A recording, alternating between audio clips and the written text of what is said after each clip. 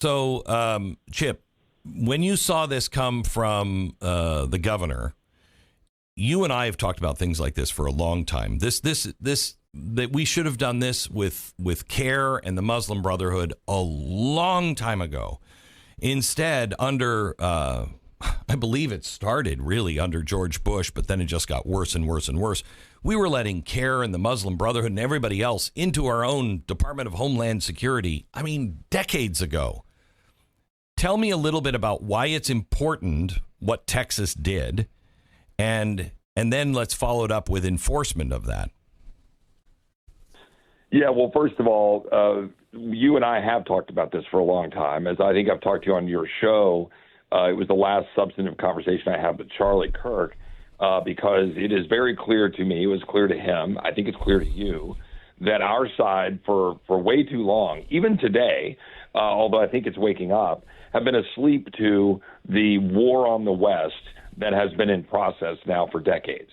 And everyone's waking up to London, they're waking up to Paris, they're seeing now Dearborn and Minneapolis, and then, oh my gosh, Mamdani. And then they're like, wait a minute, there's a problem in Texas too?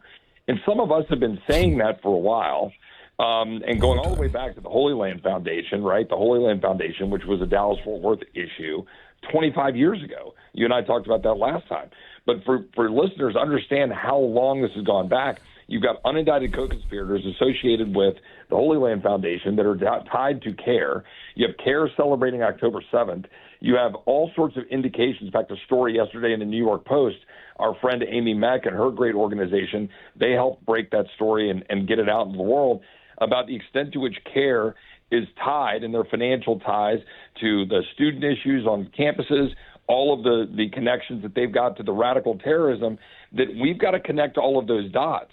This year, celebrate Christmas that's all about family and freedom and American values. Give a gift from American Giant, clothing made in America with American cotton and American workers. I started American Giant, over 10 years ago now, because I'd just gotten fed up with what I was seeing in the clothing industry in particular. It had become an industry that was making really cheap stuff, and I thought that was really bad for the things that we care about. I thought it was really bad for the people and places that make things. And there's something really magical when you connect with the people that are making your clothes and the places that are making your clothes, and you meet the farmers and you meet the knitters and you meet the people that are sewing the products. It makes you a real steward of that product. And I think as a consumer, there's a dimension to that matters. This year, give a gift of American quality, a gift that will last. American Giant makes the best hoodie you'll ever own, and so much more, including these cool and comfortable bomber jackets.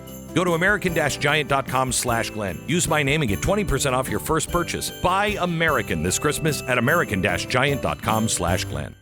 And now enter the governor, I think appropriately. They've been targeting Epic. They passed something in the legislature this last spring, but we got to be much more aggressive.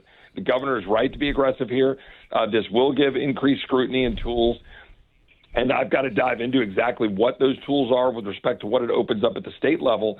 But the mere statement by the governor that both, obviously dealing with the Muslim Brotherhood, but CARE is in fact an organization that we should treat as such is so critically important, because it's masquerading as some, the Council on, American Islamic Relations, or it's crazy.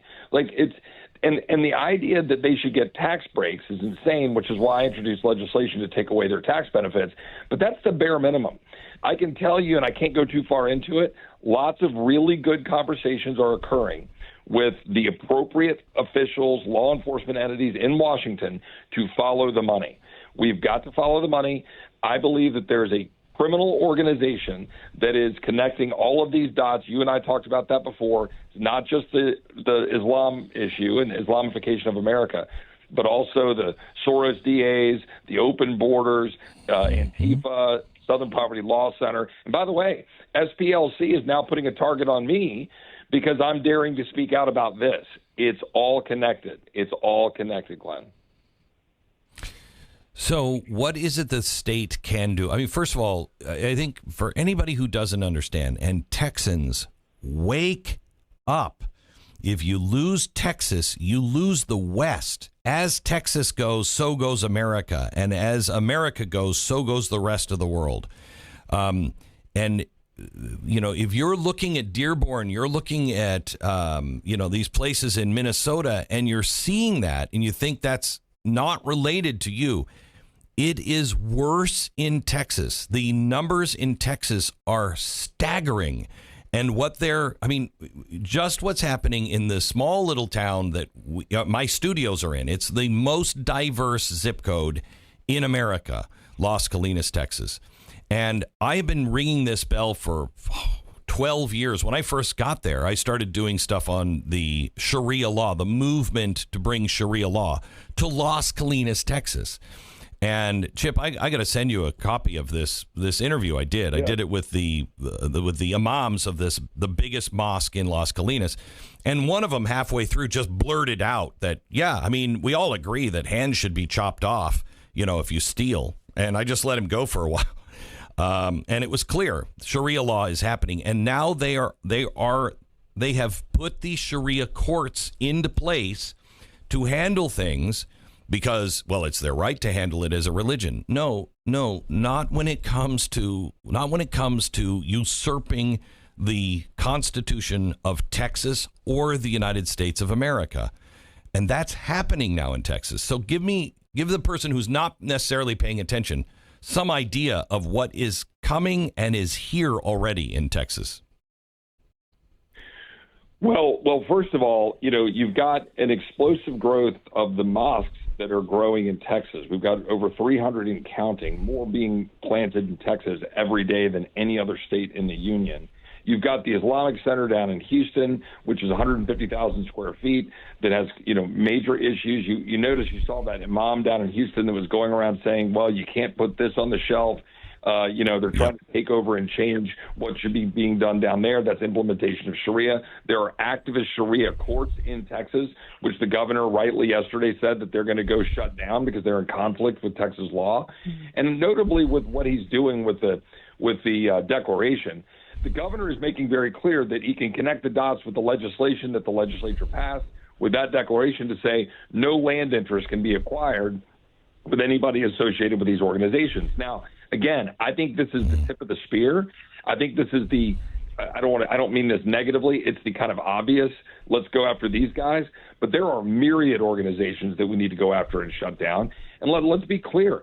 I don't even know why we're allowing any foreign nationals to own Texas land. Literally, we need to be very aggressive and very clear. I don't know why massive corporations are owning our land, by the way. Separate issue, but all related. I'm as bothered also by boardrooms in New York buying up our ranches and our meatpacking plants and everything else because, again, this stuff is all related. The Red-Green Alliance, the Marxist Islamic issue, it's all connected to root out and destroy Western civilization. So that is to say, what the governor did is really critically important. It is a step so that we can go stop some of these things in these enclaves like Epic City. But we need to be much more aggressive. And again, I introduced legislation, as you know, to vet people for Sharia law and adherence to Sharia law when we're admitting them into the United States. But today I'm filing a bill called the Pause Act to pause all immigration until we have sorted our crap out, until we've dealt with H-1Bs, until we've gotten rid of diversity and diversity visas and chain migration, until we've dealt with Plyler v. Doe, which, by the way, we need to challenge, which was the Supreme Court case saying that we must educate illegal children, until we've dealt with birthright citizenship, until we've cleaned up our mess, until we've put in place standards for not admitting people that are adherent to Sharia law, until we're removing people that need to be removed. Why are we importing more people? Let's put Americans to work. Let's stop destroying our culture. Let's freeze it. In Texas, let's do exactly what the governor's doing and more. Did you see what's happening in Germany? In Germany, one of their ministers said there's no longer a problem in Syria. The war is over. It's peaceful. Everybody in Germany who came for, refugee status to Germany, you're all going home. Now, they're not going to do it. However, they did strip citizenship from a Syrian immigrant who praised Hamas as heroes. And this same minister came out and said, your citizenship has to be, contingent on shared systems of values. And they're starting, at least to talk about stepping up. I think this is the right thing to do. No, Have we thought about exactly right. have we thought about if you have refugee status and your part of the world has now calmed down, saying get out, go home? Absolutely, we should do that, and we've been talking about that, and the need to reverse, frankly, the abuse. So there's two elements, okay? The reversal of the abuse of asylum, parole, refugee laws that were abused, right? We had people coming in who really weren't in need of refugee status, or they weren't, actually qualified for asylum, and they were abusing parole. It was supposed to be a case-by-case basis. So there's that whole mess. Then when you even had a legitimate case for asylum or for refugee status, then we should review those and say, okay, guess what? Things have calmed down. You can go back. Those are very specific provisions in law, that are designed about specific persecution or very specific situations in war or otherwise. And when that's no longer the case, then you no longer have the reason to have that qualified status in the United States. So we should address that. But let's remember, Glenn, and I think this is so important, that we have to understand, like we're talking about the Muslim Brotherhood. I don't have it right in front of me, but I read the proclamation by the governor, and he was pointing out that, when that organization was founded, like 100 years ago or something, early last century, that it was founded, it was very specific about jihad, and very specific about jihad being an obligation, right? And that obligation comes from Allah. And that's for everybody adherent to Islam in the eyes of the Muslim Brotherhood. And so understand what's happening. And people need to realize that, because this is, everybody wants to go and say, well, we can't talk about this shit because of the First Amendment. Bull. That is not true. Okay, first of all, we can talk about it because of the First Amendment. Second of all, we can talk about it because, yes, you can believe what you want. Right? Our Constitution, our Bill of Rights says that. But when you are turning that into a political movement designed very specifically to undermine our country and to undermine the rule of law, then no, you do not have a right to do that. You certainly do not have a right to be admitted into our country. And we need to recognize that and address it, or we're going to lose. And then we're going to be like Germany, and we're going to be like London, or we're going to be like Paris, and we're going to be looking around going, well, what do we do now? Right? It's, we have 10% of the population and growing, and, 1,500 seats in elected officials throughout the United Kingdom. You've got 85 jurisdictions in Scotland where they can choose Sharia law instead of, as an alternative to Scottish law. We can't get to that point. We have to stop this right now.